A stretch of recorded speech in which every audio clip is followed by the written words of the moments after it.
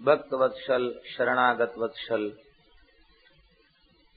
असंख्य कल्याण गुणगण निलय परमानंद कंद चिन्ह मूर्ति श्री राधा माधव प्रभु की महती कृपा से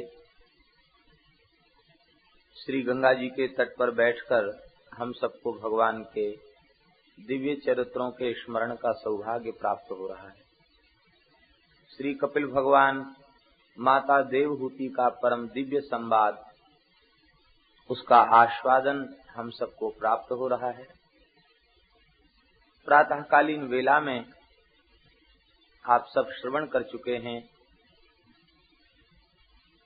श्री कर्दम महर्षि के संन्यस्त हो जाने के बाद माता देवहूति भगवान कपिल के चरणों में उपस्थित हुई हैं। भगवान ने प्रसन्न होकर के माता जी को तत्व का उपदेश किया है। परम कल्याण भगवान की प्राप्ति है। भगवान की प्राप्ति के बाद सुख दुख दोनों की निवृत्ति हो जाती है। चित्त का विषयों में लगना यही बंधन है, चित्त का भगवान में रमण करना यही मोक्ष है। ज्ञान वैराग्य भक्ति से युक्त अंतःकरण वाले महापुरुष, उनका भगवान के प्रति संपूर्ण आकर्षण हो जाता है और प्रकृति के प्रति उदासीनता आ जाती है। जब प्रकृति के प्रति उदासीनता आ जाती है, जगत के प्रति उदासीनता आ जाती है, तो संसार की कोई वस्तु फिर उन्हें बांधने वाली सिद्ध नहीं होती। आकर्षण ही बंधन का मूल है। श्री ठाकुर हरिदास जी महाराज, उनके निकट दुष्टों ने वेश्या को बेच दिया और 3 दिन तक उसने नाम का श्रवण किया।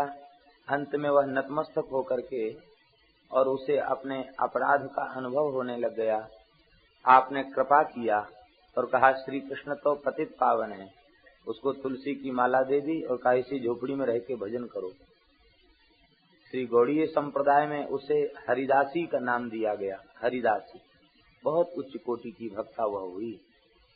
कहने का तात्पर्य यह है कि भगवान के प्रति आकर्षण जिनका प्रकट हो जाता है, फिर कोई उन्हें अपनी ओर आकृष्ट नहीं कर पाता, वह नतमस्तक हो गए।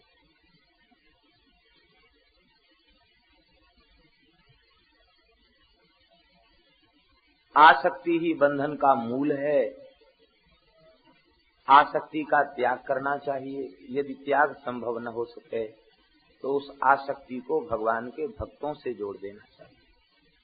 आप लोग सुन चुके हैं, भगवान में आसक्ति करनी चाहिए, यह बात कपिल भगवान नहीं कह रहे हैं। स एव साधु सुकृतः, वही आसक्ति संतों में होने से मोक्ष का द्वार खुल जाता है। संतों की बात इसलिए कह रहे हैं क्योंकि यद्यपि भगवान सब में विद्यमान है, सदा विद्यमान है, सर्वत्र विद्यमान है, लेकिन इसके बाद भी वह अनुभूति में नहीं आ रहे हैं। लेकिन महात्माओं का चरित्र, उनका दिव्य स्वभाव, उनके दिव्य लक्षण, उनकी सरलता, कोमलता, तितिक्षा आदि सब हमारे अनुभव में आ रहे हैं। उनकी वाणी हमें श्रवण करने का सौभाग्य प्राप्त हो रहा है। उन संतों में आसक्ति करना ये कठिन नहीं, ये सरल है। और जब कोई जीव भगवान के भक्त में आसक्ति जोड़ देगा तो भक्त जीव को अपने से नहीं, वो भगवान से जोड़ देते हैं। भगवान के पवित्र चरित्र सुना करके वे भगवान से इसे जोड़ देंगे। संतों के लक्षणों का वर्णन किया है। संतों के चरणों में पहुंचने से सत्संग की प्राप्ति होती है। सत्संग से भगवत प्राप्ति के पथ में श्रद्धा का उदय होता है। श्रद्धा के बाद रति और रति के बाद भक्ति। भक्ति से संपूर्ण संसार के विषयों से वैराग्य हो जाता है और इसके बाद जब सब विषयों से वैराग्य हो जाता है तो उस समय चित्त अपने आप शांत हो जाता है। और जब चित्त शांत हो जाता है, वृत्ति शांत हो जाती है, तो भगवत प्राप्ति का पथ अत्यंत सरल हो जाता है।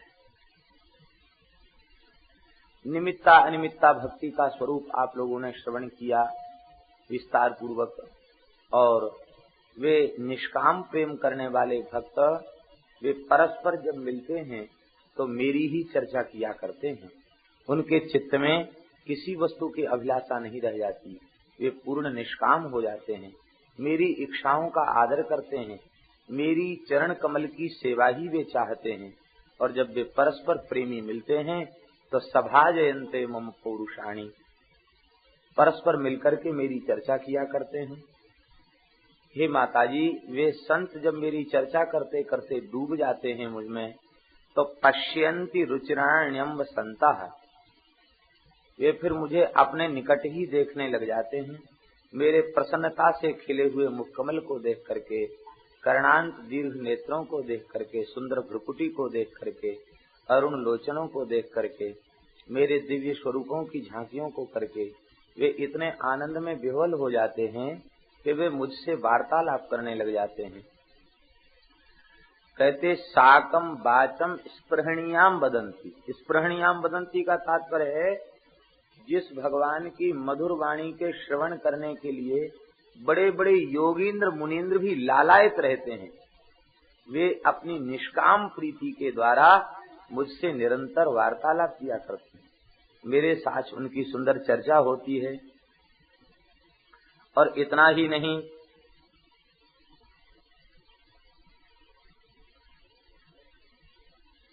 सुंदर दर्शनीय श्री अंग, उदार हास विलास, मनोहर चितवन, सुमधुर वाणी से युक्त मेरे जो स्वरूप हैं, उनकी माधुरी में उनका मन, उनकी इंद्रियां फंस जाती हैं और ऐसी फंस जाती हैं कि उस प्रेमी के समक्ष परम पद भी, मोक्ष भी अणु के जैसा हो जाता है। यद्यपि वो मोक्ष नहीं चाहता है, लेकिन फिर भी भगवत प्रेम की महिमा है, उसकी अविद्या का क्षय हो जाता है। हे माताजी, इसलिए क्षेमाय पाद मूलम में प्रभुषण तत्व भयम, परम कल्याण के लिए जीव मेरी शरण में ही आता है, मेरी शरण में ही आना चाहिए। बड़े बड़े योगी भी अंत में मेरी शरण में ही आते हैं। ये सब चरित्र आप लोग प्रातः काल की बेला में श्रवण कर चुके हैं। उसका क्रम स्मरण रहे, इसके लिए पुनः इसका संक्षिप्त स्मरण कराया गया। भगवान ने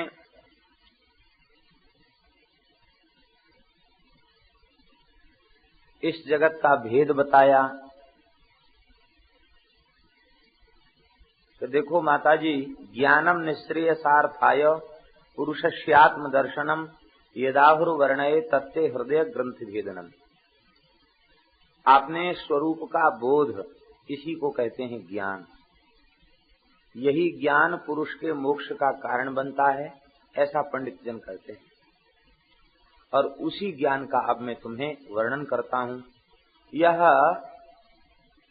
हृदय की अविद्या की गांठ को छिन्न भिन्न करने वाला है।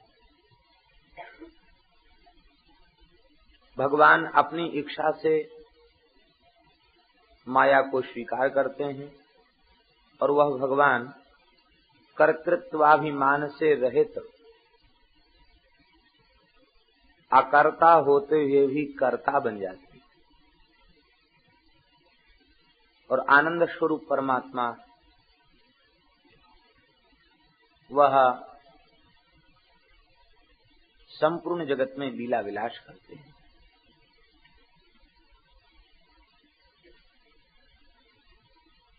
जीव भगवान का अंश है।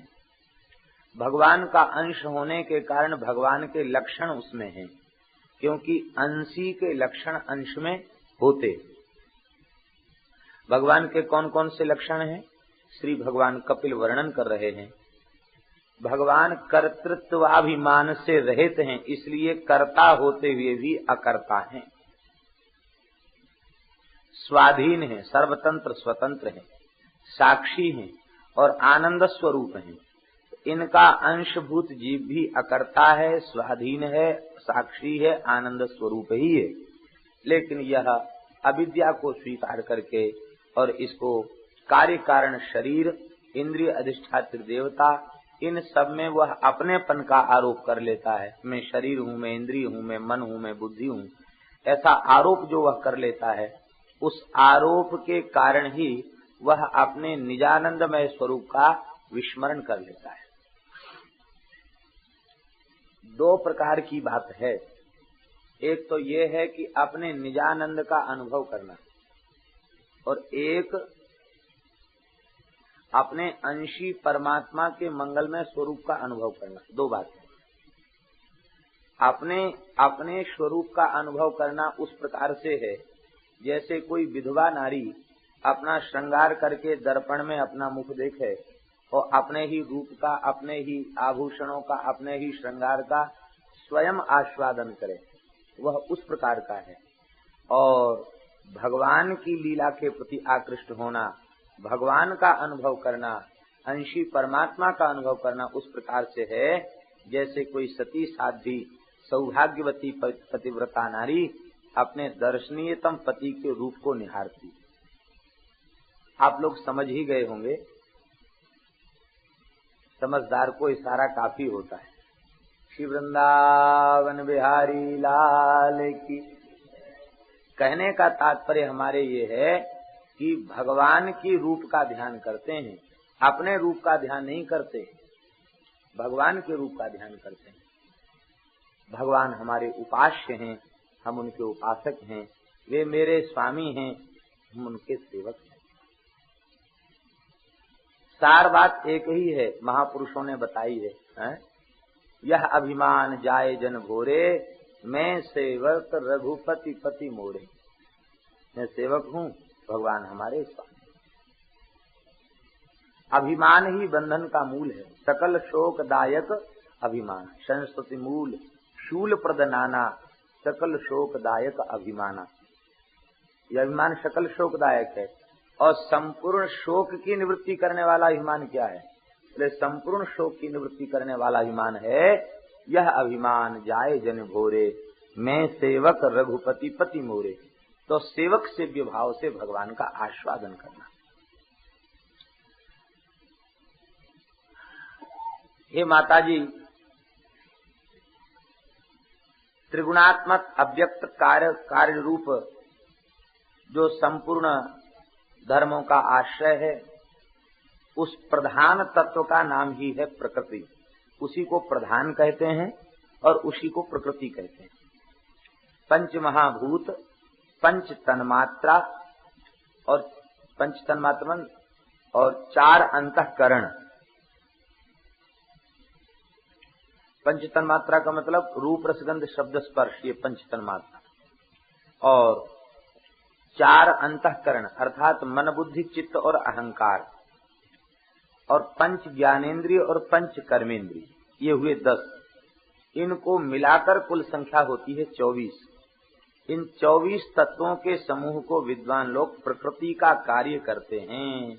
पंचभिर ब्रह्म चतुर्भिर 10 तथा एतत् चतुर्विंशतिकम गणम प्राधानिकम विदुः। इसी को प्राधानिक गण कहा गया, इसी को प्रकृति का कार्य कहा गया। यह शरीर इन 24 तत्वों से बना हुआ है। इन तत्वों के पृथक पृथक विचार को क्यों किया गया, इसका बहुत सुंदर विवेचन इस प्रकरण में है सांख्य का। लेकिन सरल स्वरूप इसका यही है कि इसका इसलिए विवेचन किया गया कि कबीर जी ने इसको सरल शब्दों में कहा, जिन गुदरी का किया विचारा तिनको मिल गया सृजनहारा। 24 तत्वों से बनाने वाली इस काया गुदड़ी को बनाने वाला इसी के भीतर बैठा है। तो इन तत्वों का जो विचार करता है, इसके भीतर बैठा हुआ परमात्मा उन्हें मिल जाता है। तिनको मिल गया सृजनहारा। काया गुदरी को विस्तारा, देखो संतो अगम अपारा। क्या में जीव ब्रह्म अरु माया समर्थ ऐसा खेल बनाया। समर्थ परमात्मा ने ऐसा खेल बनाया, किसी काया गुदड़ी में जीव ब्रह्म और माया तीनों हैं। अचेतन शरीर है, चेतन जीव है, और चेतन जीव के भीतर अंतर्यामी परमात्मा ब्रह्म है। ये तीनों तत्व इसी के भीतर विद्यमान हैं। चेतन जीव और ब्रह्म, इनके बीच में अचेतन प्रकृति का ही पर्दा पड़ा हुआ है। ये पर्दा हटते ही अर्थात शरीर और संसार में ममत्व के समाप्त होते ही उस परम तत्व का अनुभव होने लग जाता है। इसकी पद्धति क्या है? बोले इसकी पद्धति ये है, सरल पद्धति यही है कि नाम के सावन सृजन होई, कुमत मैल सब डारे धोई। भगवान नाम का जप करके अपने शरीर को, तन मन प्राण इंद्रिय को शुद्ध कर ले और बस फिर अब गुदड़ी की कर होशियारी, दाग न लागे देख विचारी। अब होशियारी ये करना है कि उसमें दाग न लगे। तो नित्य सत्संग और भगवान नाम का आश्रय, ये जब निरंतर और नित्य होता है तो फिर दाग लगता नहीं है। यही इसकी पद्धति है। इसको विस्तार पूर्वक श्री कपिल भगवान ने वर्णन किया है और कहा कि देखो, इन्हीं तत्वों से विराट ब्रह्मांड का निर्माण हुआ और अनंत काल तक एक कारण और जल में वह पड़ा रहा, लेकिन उसमें चेतना नहीं आई। नोद तिष्ठत तदा विराट, नोद तिष्ठत तदा विराट, विराट खड़ा नहीं हुआ। अंत में जब भगवान ने इसके भीतर अंतर्यामी रूप से प्रवेश किया तो यह सलिला दुरुतिष्ठत, यह जल से उठ करके खड़ा हो गया। यह शरीर, इसमें जो चेतना दिख रही है, ये चेतना भगवान की चेतना है।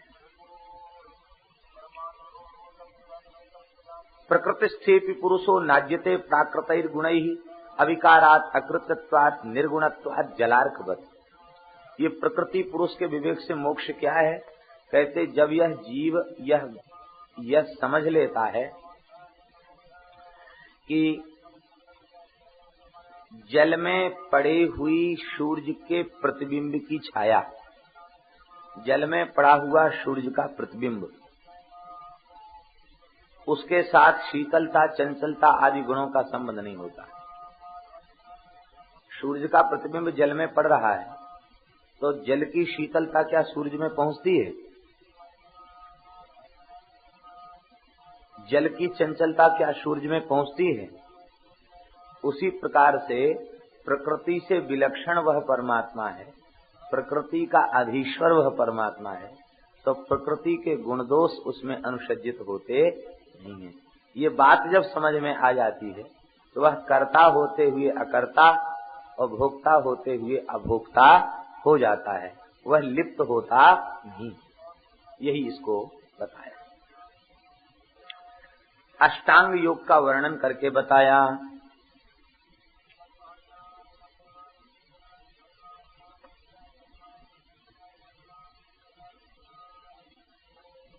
आज योग के प्रति सभी लोगों का आकर्षण है और ये अनुचित भी नहीं है। ठीक है, योग एक शास्त्र है, योग विद्या है, अच्छा ही है, लेकिन वस्तुतः योग का जो लक्ष्य होना चाहिए वह लक्ष्य नहीं रह गया, लक्ष्य बदल चुका है। सब लोग योग के प्रति आकृष्ट हैं, योग के ग्रंथ भी बहुत बिकते हैं और योग के केंद्र भी बहुत खुले हुए हैं और योग के प्रति लोगों का आकर्षण भी है। लेकिन जो लोग योगाभ्यास कर रहे हैं उनसे एक बात पूछी जाए, आप योग क्यों करना चाहते हैं? तो वे उत्तर देंगे कि हम बहुत बीमार रहते हैं, अस्वस्थ रहते हैं, तो स्वस्थ होने के लिए, स्वस्थ बनने के लिए योगाभ्यास करते हैं। यही बात है कि नहीं? ज्यादा भीड़ इकट्ठी इसलिए हो रही है कि लोग बीमार हैं, स्वस्थ होना चाहते हैं योग के द्वारा। तो अब उनसे पूछा जाए कि योग के द्वारा स्वस्थ होकर फिर आप क्या करना चाहते हैं? भजन करना चाहते हैं कि संसार को भोगना चाहते हैं? तो झूठ बोलें तब तो नहीं कुछ कहा जा सकता है, लेकिन यदि सत्य बात वे स्वीकार करें तो यही होगा कि इतने दिन तक संसार को भोगने के बाद भी तृप्ति नहीं भई है, इसलिए ज्यादा स्वस्थ होकर ज्यादा दिन तक संसार को भोगना चाहते हैं। तो योग का लक्ष्य भगवान होना चाहिए कि भोग होना चाहिए? भगवान होना चाहिए।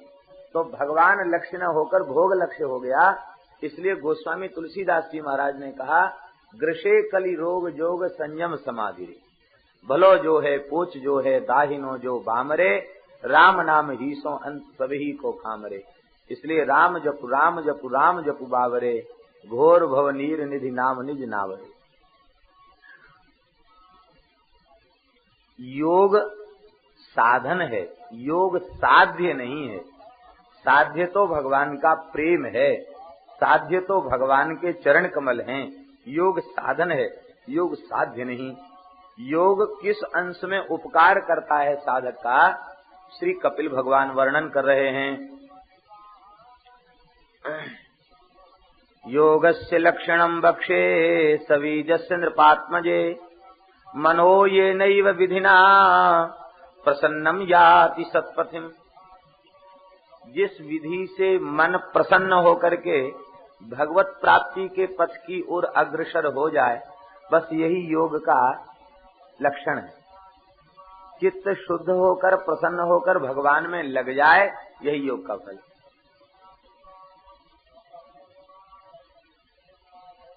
योगी का कर्तव्य क्या है?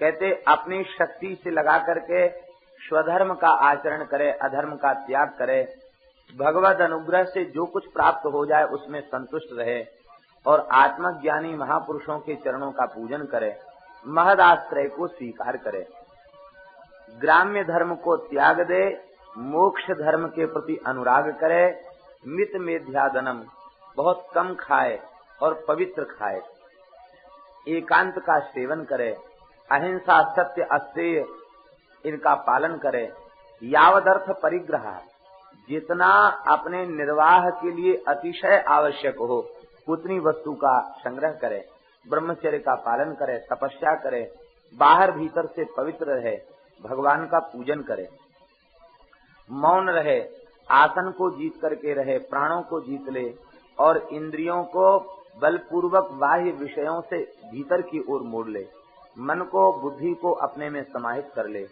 और इसके बाद एकांत देश में बैठ करके शुचौ देशे प्रतिष्ठाप्यो विजितासन आसनम, पवित्र देश में बैठ करके आसन को जीत करके और तस्मिन स्वस्ति समासीना ऋजुकाय समभ्यसे, स्वस्तिकासन से बैठ करके सीधे बैठ करके सरल आसन से, सरलासन अथवा सुखासन अथवा स्वस्तिकासन से बैठ करके वह भगवान का ध्यान करे। योग की 84 आसन योग के कहे जाते हैं। इन 84 आसनों में शिव संहिता में भगवान शंकर ने साधकों के लिए 84 में से 4 आसन प्रधान बताए हैं। वो 4 आसन कौन कौन से हैं? स्वस्तिकासन, गोमुखासन, पद्मासन और सिद्धासन। ये 4 आसन ध्यान करने वाले महात्माओं के लिए श्रेष्ठ है और इन 4 में सबसे सरल है स्वस्तिकासन, जिसको सुखासन कहते हैं। तो स्वस्तिकासन सुखासन सबसे सरल है। भगवान ने तस्मिन स्वस्ति समासीना ये इसलिए कहा कि भक्ति के मार्ग में कोई क्लिष्टता वाली बात नहीं बताई गई, बस भगवान में सहज रति तो है ही है, प्रीति है ही है, सुखपूर्वक बैठ जाए, ज्यादा देर तक सुखपूर्वक बैठ सके ऐसे बैठ जाए तो भगवान का ध्यान करे। इन 4 आसनों में योग की दृष्टि से भगवान शंकर ने 4 आसनों में सिद्धासन को सबसे श्रेष्ठ कहा है। संपूर्ण आसनों का राजा वह सिद्धासन।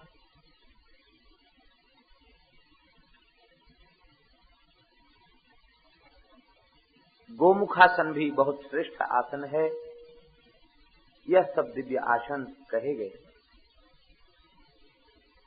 लेकिन इन आसनों के लगाने में शरीर में मन अधिक जाता है, क्लिष्टता होती, काफी दिन तक साधन करना पड़ता है। और सुखासन से ठीक है, साधन के लिए इसमें कठिनाई नहीं है, सुखपूर्वक बैठ करके अभ्यास करें। कम से कम 3 घंटे तक एक आसन से बैठ सके ऐसा अभ्यास अवश्य ही करना चाहिए।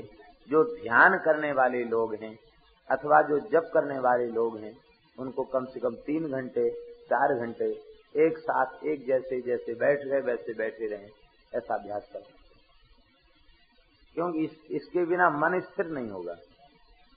1 घंटे में 10 तरह के आसन बदलेंगे तो चित्त की वृत्ति स्थिर कहाँ से रह पाएगी? फिर ध्यान जनित सुख प्राप्त नहीं हो सकेगा। इसलिए आसन को जीतना आवश्यक है।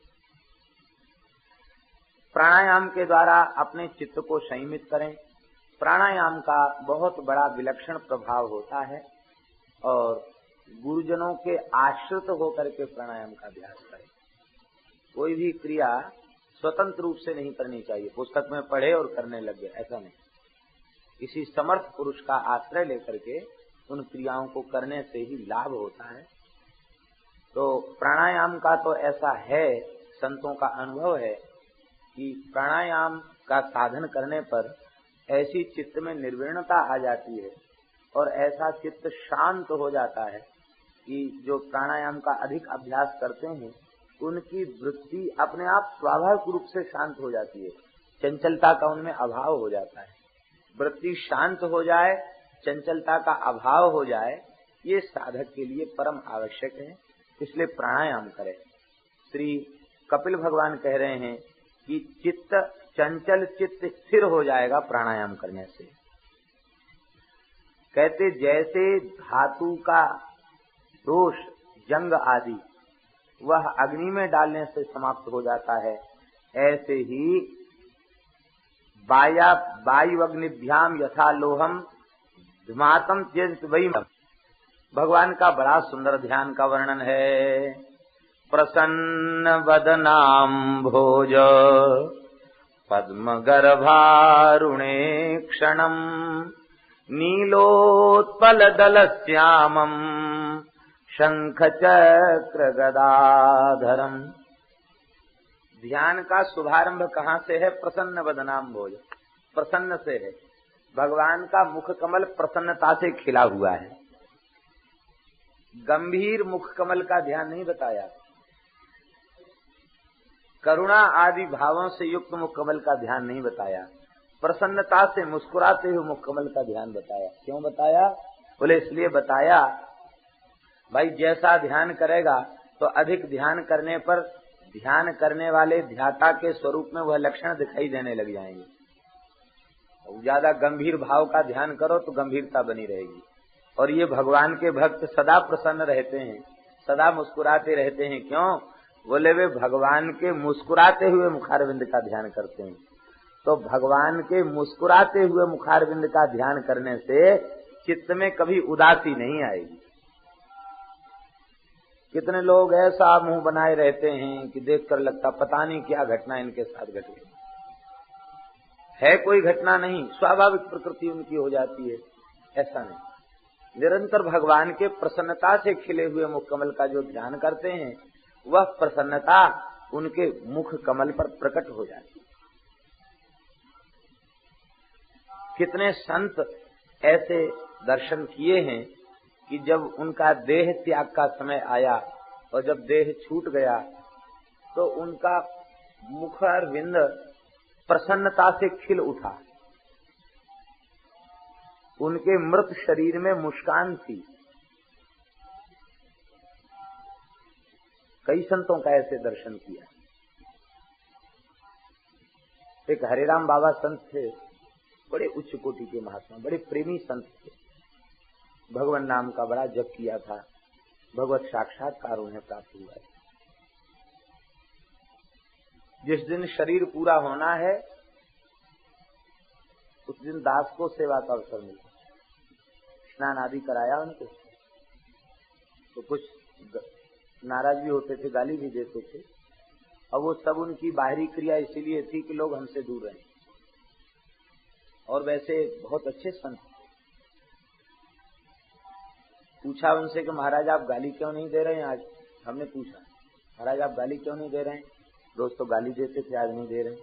तो कहते बच्चा आज क्या कहें, आज तो हमको बैकुंठ जाना है, आज शरीर पूरा हो जाएगा, आज हम भगवत धाम जाएंगे। तो उनसे कहा महाराज हम लोगों से अपराध बना हो तो क्षमा कर देना। तो रोने लग गए। कोई अपराध नहीं बना, बहुत सेवा किया है, सबको भगवान कृपा करें, सबके वो भगवान का प्रेम मिले, बहुत गदगद हो। बाबा शरीर पूरा होने लग जाए तो हमको बता देना। कहते बच्चा हमारा जब शरीर छूटेगा तो हमको भी पता नहीं चलेगा कि हमारा शरीर छूट रहा है। और उसी रात को उनका शरीर छूटा और जब प्रातः काल उनके शरीर का दर्शन किया तो जैसे हम बैठे हैं इस मुद्रा में वो बैठे थे और प्रसन्नता से मुख खिला हुआ, मुस्कान, आंख बंद करके मुस्कुरा रहे हैं। विश्वास ही नहीं हुआ कि इनका शरीर पूरा हुआ, लगता ध्यान कर रहे हैं। जब शरीर का स्पर्श किया तब पता चला कि शरीर छूट चुका। यमुना जी में हम लोग संस्कार करने उनको ले गए तो वो जो संतों के जीवन की बातें हैं वो इन ग्रंथों को देखने से तब पता चलता। प्रसन्न बदनाम भोज, ये प्रसन्न, मृत्यु के समय तो कष्ट होता है और कष्ट में मुखाकृति विकृत हो जानी चाहिए, लेकिन मृत्यु के काल में भी मुख प्रसन्न है। क्यों? बोले प्रसन्नता से खिले हुए ठाकुर जी सामने आ गए, बस उनके रूप का दर्शन करते करते शरीर छोड़ दिया, तो वो जो मुस्कान, जो प्रसन्नता है वो शरीर पर झलकने लग जाती है। प्रसन्न बदनाम भोज, प्रसन्नता से खिले हुए मुख कमल का ध्यान करे। भगवान के कर्णांत दीर्घ कमल दल के समान विशाल नेत्र हैं, नील कमल के समान श्री अंग की शोभा है, शंख चक्र गदा पद्म धारण किए हुए हैं, पीतांबर धारण किए हुए हैं, सुंदर बनमाला है। इस प्रकार से भगवान के सुंदर चतुर्भुज स्वरूप का ध्यान बताया। सबसे पहले भगवान के चरण कमल का ध्यान करे। संचिन्तयेद् भगवत चरणारविंदम वज्रांकुशध्वज सरोरुहलांछनाढ्यम उत्तुंग रक्त विलसन्नख चक्रबाल ज्योत्स्नाभिराहत महद्रदयांधकारम। सबसे पहले भगवान के सुंदर लाल लाल अरुणारे चरण कमल का ध्यान करें। सम्यक प्रकार से ध्यान करें। भगवान के सुंदर श्री युगल चरण में 4 चिन्हों का ध्यान करें। कौन कौन? वज्र, अंकुश, ध्वजा और कमल। इन 4 चिन्हों का भगवान के चरण में ध्यान करें। यद्यपि भगवान के श्री चरण में 48 चिन्ह सुशोभित हैं, लेकिन यहाँ 48 चिन्ह न बताकर केवल 4 चिन्हों को गिनाया। 4 चिन्हों को इसलिए गिनाया कि मान लो 48 चिन्हों के ध्यान में कुछ कठिनाई दिखाई पड़े तो कपिल भगवान ने सरल से सरल कर दिया मार्ग।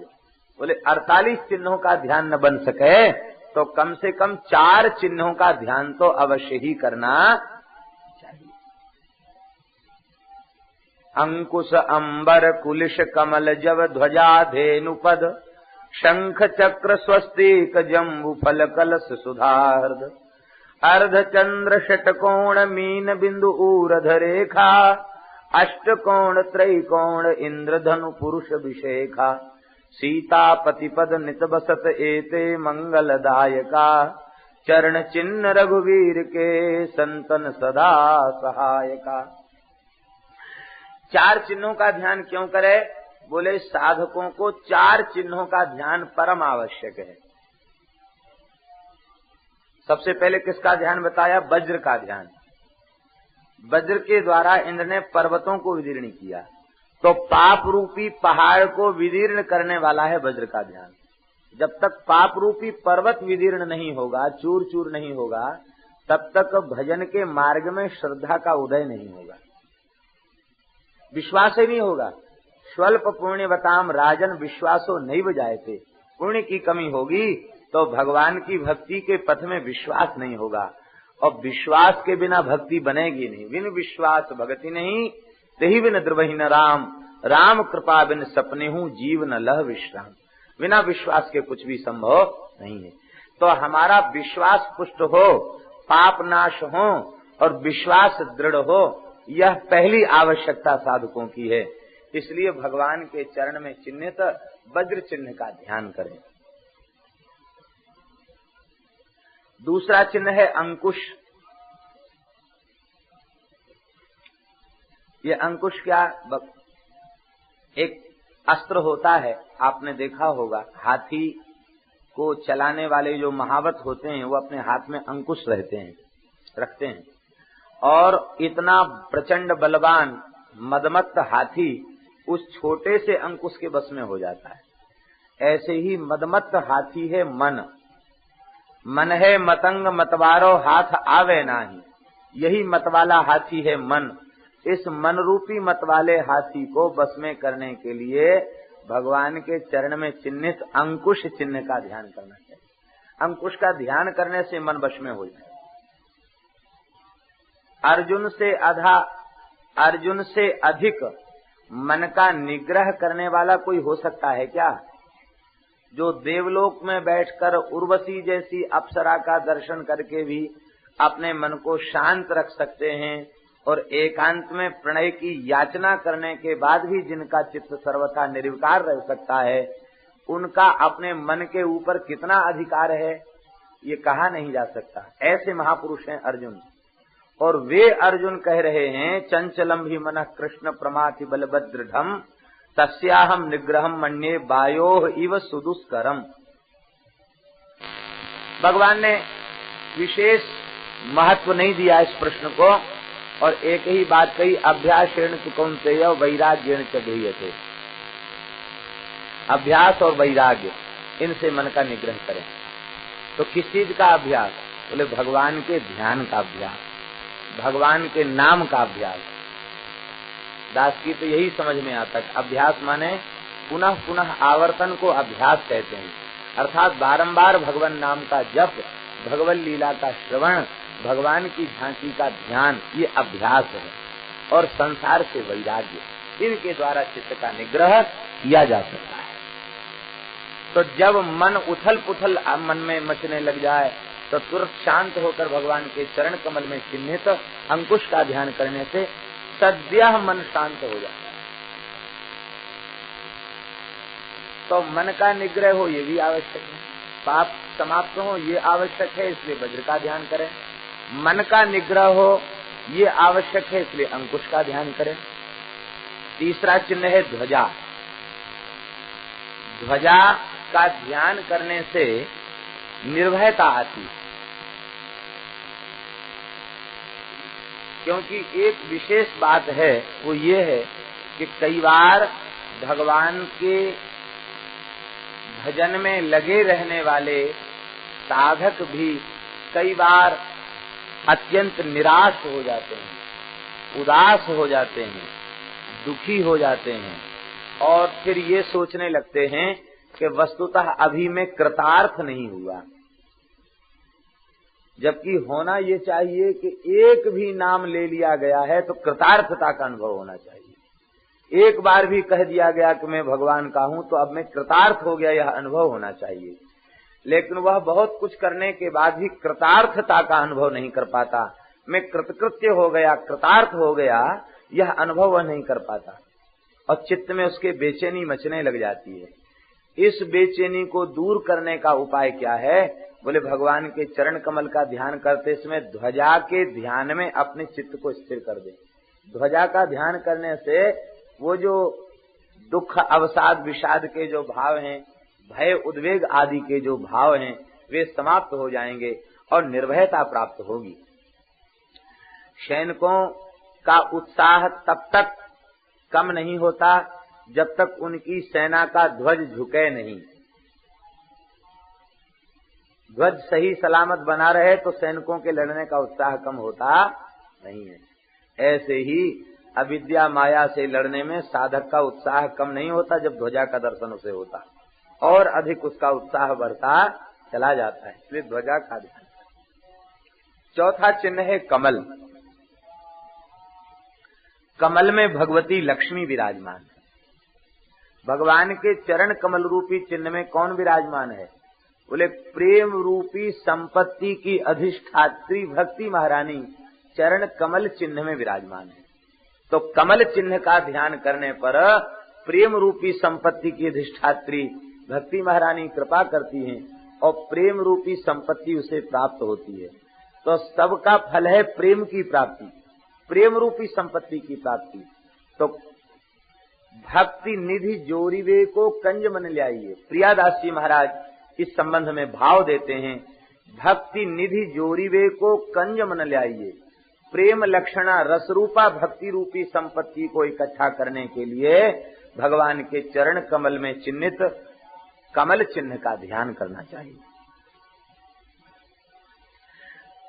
और भी ध्यान हैं, ये 4 तो मुख्य हैं। यव का ध्यान है, जव का ध्यान करने से मंगल की प्राप्ति होती है, और षटकोण, अष्टकोण, त्रैकोण इनका ध्यान करने से अविद्या के ऊपर, काम क्रोध आदि विकारों के ऊपर विजय प्राप्त होती है।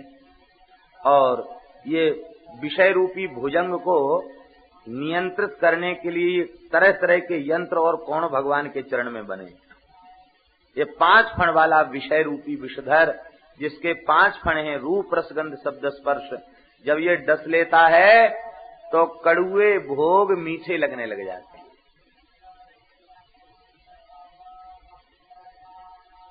सांप जिसे डस लेता है उसको नीम की पत्ती मीठी लगती है, तो विषय रूपी भुजंग जब डस लेता है तो संसार के कड़ुए विषय भोग वे उसे मीठे लगने लग जाते हैं।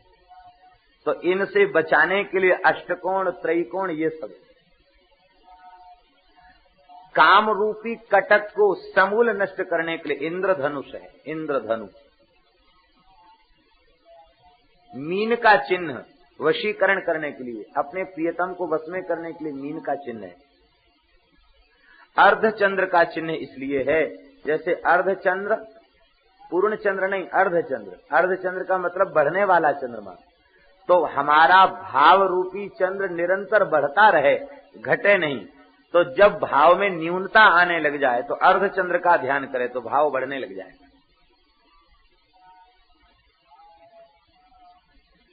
भगवान के चरण में ऊर्ध्व रेखा का ध्यान। भगवान के चरण में यहां से लेके और ठीक मध्यमा उंगली तक एक ऊपर की ओर रेखा गई है, सीधी रेखा, ऊर्ध्व रेखा। उस ऊर्ध्व रेखा का ध्यान करने से उस ऊर्ध्व रेखा में अपने चित्त को लगावे, धीरे धीरे ध्यान करते करते ऊपर तक चला जाए, पूरी रेखा को पार कर ले। कहते जिसने ध्यान में ऊर्ध्व रेखा को पार कर लिया, मानो भव सेतु, भव सागर की सेतु है वो रेखा।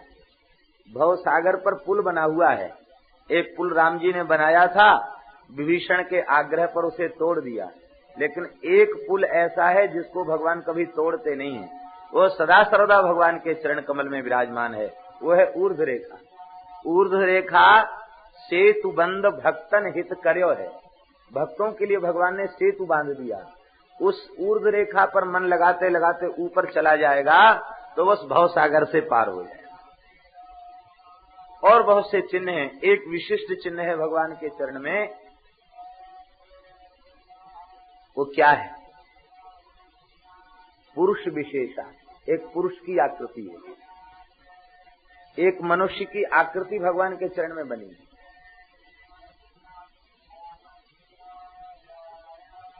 श्री राधा कृष्ण के चरण चिन्ह, श्री सीताराम जी के चरण चिन्ह, श्री लक्ष्मी नारायण के चरण चिन्ह, इनमें भेद नहीं है, क्योंकि मूल में तो एक ही है ना, इससे भेद नहीं है। अंतर क्या है? बोले अंतर ये है कि श्री श्याम सुंदर के दाहिने चरण में जो चिन्ह है वो श्री प्रिया जी के बाएं चरण में है, और जो श्री प्रिया जी के बाएं चरण में है वो श्याम सुंदर के दाहिने चरण में है, और जो श्याम सुंदर के वाम चरण में है वो दाहिने, माने व्यतिक्रम से ये चिन्ह है। बाकी दोनों युगल के चरणों में एक ही प्रकार के चिन्ह है। श्री जी के जो दाहिने चरण के चिन्ह है वो भगवान के वाम चरण के चिन्ह है, और जो श्री जी के वाम चरण के चिन्ह है वो भगवान के दाहिने चरण के चिन्ह है। बस इतना भी। तो श्री जी के चरणों में भी एक पुरुष की आकृति है,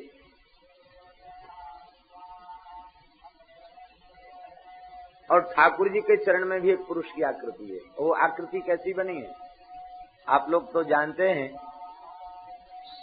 आसनों में एक आसन होता शवासन, मुर्दे के जैसे एकदम सीधे, अंग प्रत्यंग शिथिल करके सीधे लेट जाना, शवासन, शवासन। तो शवासन जैसी आकृति बनी हुई है।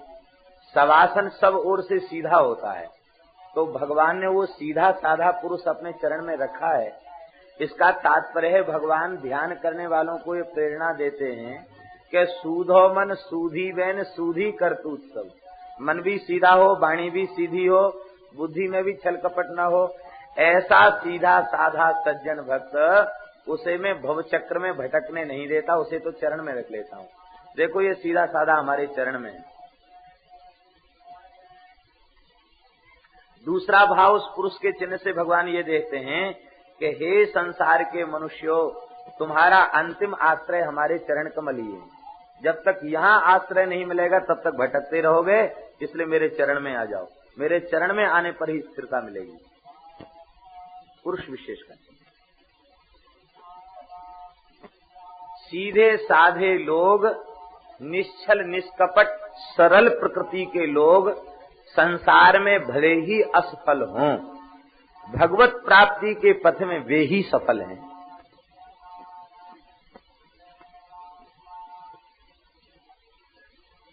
सरलता के संबंध में संतों ने कहा है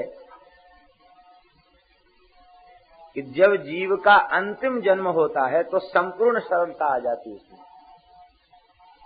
और जब तक उसके अनेक जन्मों के संस्कार शेष हैं तब तक वो चाहे जो कुछ साधन करे उसमें बहुत चतुराई, बहुत छल, बहुत कपट भरा रहेगा। और जब अंतिम जन्म होने को होगा तो पूरी सरलता आ जाएगी। पूरी सरलता जब आ जाती है तो उसको कोई ठगने लग जाए तो उसे पता ही नहीं चलेगा हमको कोई ठग रहा है। कई महापुरुषों को ऐसा लोग करते हैं, उनके पास जाकर बढ़िया बढ़िया बात सुनाएंगे, हमको ऐसा होता, हमको ऐसा होता, हमको ऐसा होता। वे इतने सरल होते हैं कि ये नहीं देखते कि इस व्यक्ति का व्यक्तित्व क्या है, इसकी वृत्ति क्या है, इसका स्वरूप क्या है। वो कहेगा, वो एकदम विश्वास करके गदगद हो जाएंगे, कहेंगे वाह धन्य है, आप तो बड़े महान हैं, आपकी ऐसी महिमा है। झूठे भी कोई कुछ कह दे तो वो स्वीकार कर लेगा। क्यों? ये उनकी संपूर्ण सरलता है। और संपूर्ण सरलता तब आती है जब अंतिम जन्म होता है। इस बात को श्री उड़िया बाबा ने भी स्वीकार किया है, और श्री रामकृष्ण परमहंस देव जी ने भी इस बात को स्वीकार किया है, और भी कई संतों ने इस बात को स्वीकार किया है कि अंतिम जन्म जब होने को होता है तो संपूर्ण सरलता आ जाती है। संपूर्ण सरलता आने पर उन्हें संसार की कोई सुध बुध नहीं रहती। बहुत सीधे सरल, कपट, छिपाव और दुराव उनके भीतर नहीं रह जाता। एक महात्मा थे, बहुत भजन करते, इतने सरल कि जैसे 3-4 वर्ष का बालक हो, बहुत सरल। तो ऐसे भजन में लगे रहने वाले थे कि संसार की किसी वस्तु का उन्हें ज्ञान नहीं था, किसी वस्तु।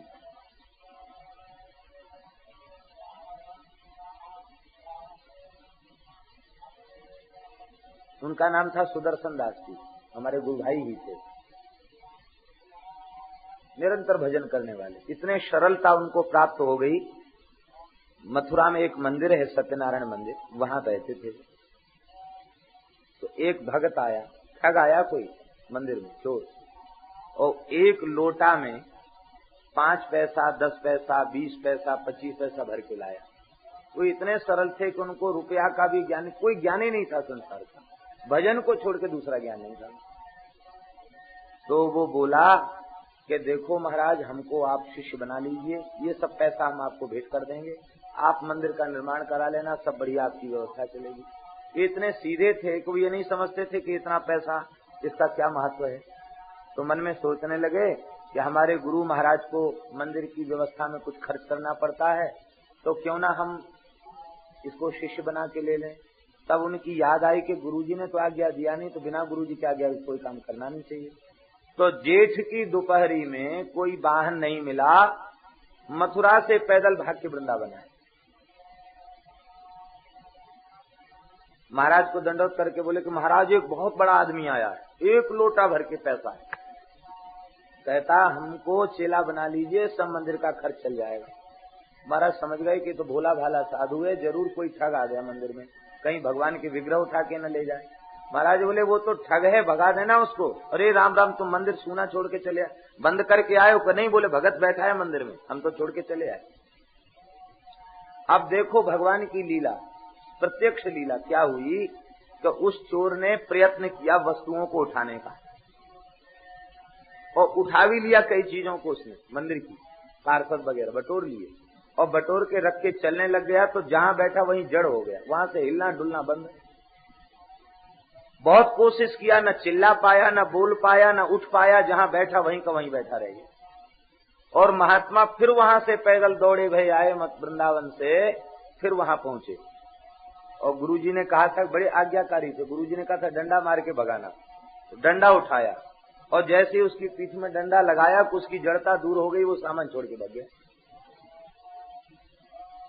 तो देखो उनकी सरलता के कारण भगवान ने कैसी लीला उनके साथ, बहुत सरल। टेम्पू में बैठ के आते तो पैसा गिनना जानते हैं, टेम्पू वाले को सब पैसा दे देते। अब ईमानदार हो तो वापस कर दे, तो नहीं तो सब पैसा दे के कहते भैया हमें वृंदावन जाना है, अब हम वृद्ध हैं, अब हम पैदल चल नहीं सकते हैं, अब इतना ही पैसा हमारे पास है, आपको लेना हो तो ले लो, नहीं तो हमको उतार दो। इतने सीधे। और भजन करते करते उनका देह छूट गया। आप लोग कहेंगे ये पागलपन, पागलपन नहीं है, ये पूरी सरलता है। ऐसा कब होता है? जब संसार का चिंतन नहीं बनता तब ऐसा होता है, और जब तक संसार का चिंतन बनेगा तब तक ऐसी स्थिति कहां आने वाली है। एक संत और ऐसे ही सरल थे, भजन करते करते भगवत धाम चले गए। ठीक समय से उठना, नित्य यमुना स्नान करना और भजन करना, दूसरा कोई काम नहीं, सेवा करना और भजन करना। एक दिन महाराज जी ने पूछा, बाबा, दामोदर दास जी नाम था उनका, दामोदर दास कितना समय हो गया? तो उन्होंने जीवन में घड़ी नहीं देखी थी, घड़ी तो सामने लगी थी मंदिर में, लेकिन उन्होंने प्रयास ही नहीं किया कि घड़ी में कैसे बजता क्या बजता, देखने का उन्होंने प्रयास ही नहीं। ऐसे करके देखने लग गए, देखते देखते बोले, बताता कि महाराज हम तो राम राम करना जानते, घड़ी देखना नहीं जानते। अरे बता क्या कितना बज गया? तो कहते महाराज हमें पता नहीं है, छोटी सुई बड़ी सुई से 4 अंगुल दूर है, अब आप हिसाब लगा लीजिए।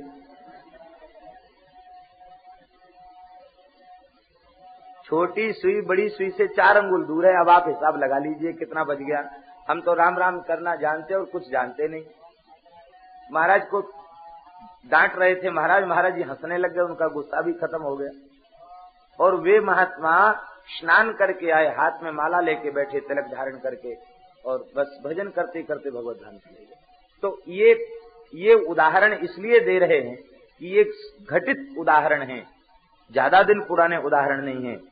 कहने का तात्पर्य इस तरह का जो सरल भाव जिनमें होता है उनका भजन बनता है।